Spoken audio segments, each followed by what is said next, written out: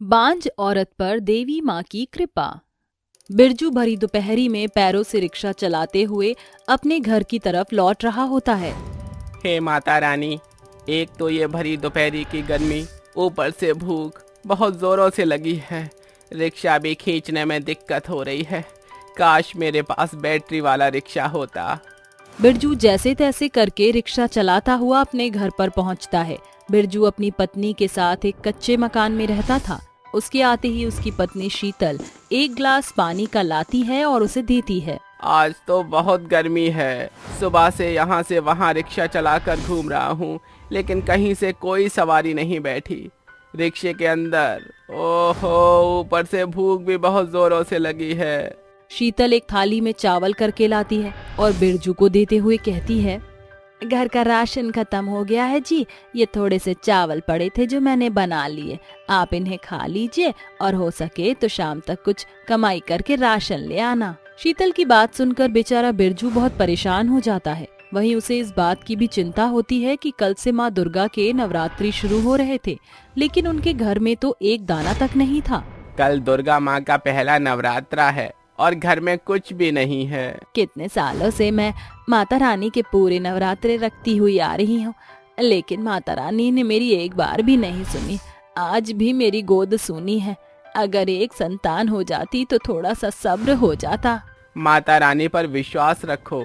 माँ दुर्गा अपने भक्तों को कभी निराश नहीं छोड़ती। बेचारा बिरजू रूखे सूखे चावल खाकर फिर से पैरों से रिक्शे को चलाते हुए सवारी ढूंढने लगता है। दोपहर से शाम हो जाती है, लेकिन उसके रिक्शे में कोई सवारी नहीं बैठती, क्योंकि सभी को बैटरी वाले रिक्शे में बैठना अच्छा लगता था। आइए आइए, कहीं भी चलिए, केवल 10 रुपए में, 10 रुपए में जहाँ जाना चाहोगे वहीं छोड़ आऊंगा। आइए आइए।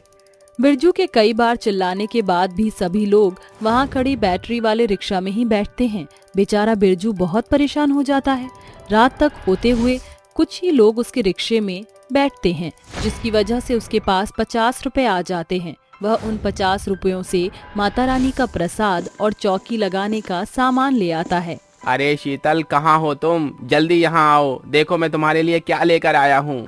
बिरजू शीतल को माता रानी का प्रसाद, उनकी चुनरी और चौकी लगाने का सामान दिखाता है, जिसे देखकर शीतल बहुत खुश होती है। अरे वाह, ये चुनरी तो बहुत अच्छी लग रही है। लगता है आज कुछ लोग आपके रिक्शे में बैठ गए।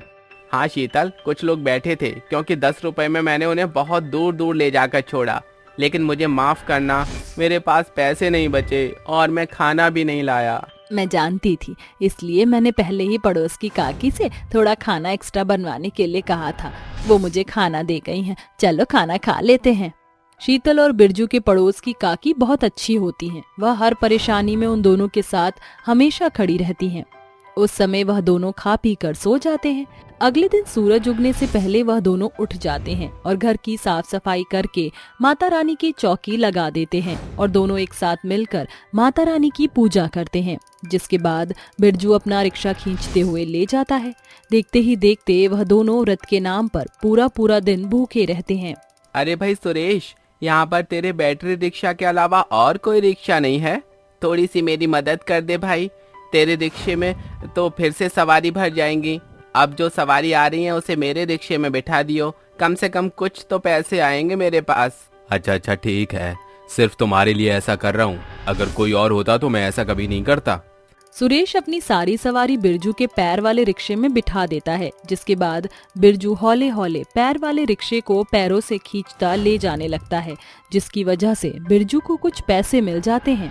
शाम होने पर जब बिरजू अपने कमाए हुए पैसे शीतल को पकड़ाता है तो वह खुश होती है और कहती है, चलिए अच्छा हुआ, अब मैं इन पैसों से घर के लिए थोड़ा बहुत खाने का राशन ले आऊंगी।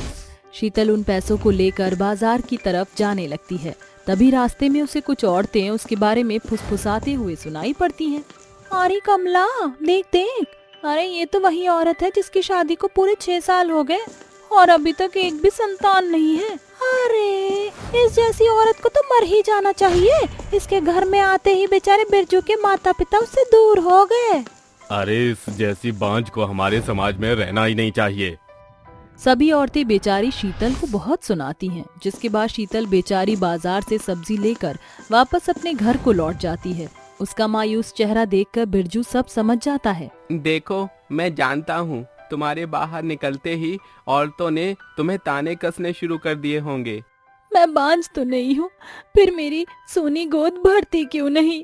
सब्र करो शीतल, सब कुछ ठीक हो जाएगा। जब हमारा कोई एक रास्ता बंद होता है तो माता रानी हमारे लिए दूसरा एक रास्ता खोल देती हैं। शीतल बिरजू की बात समझ जाती है, जिसके बाद दोनों मिलकर शाम को दुर्गा माता की पूजा करते हैं और माता रानी को भोग लगाते हैं। धीरे धीरे वह दुर्गा माँ के सारे व्रत रख लेते हैं। आखिरी में दुर्गा माँ की नवमी का दिन भी आ जाता है, लेकिन हमेशा की तरह इस बार भी उनके पास 1 रुपया भी नहीं होता। सुबह के 5 बज रहे हैं। सुनो शीतल, मैं रिक्शा चलाने जा रहा हूँ। सुबह के समय शायद कुछ पैसे कमा सकूँ। आज हमें कन्या जमानी है, उसके लिए हमें पैसे तो चाहिए होंगे। ठीक है जी, आप रिक्शा चलाकर पैसे कमाने की कोशिश करो।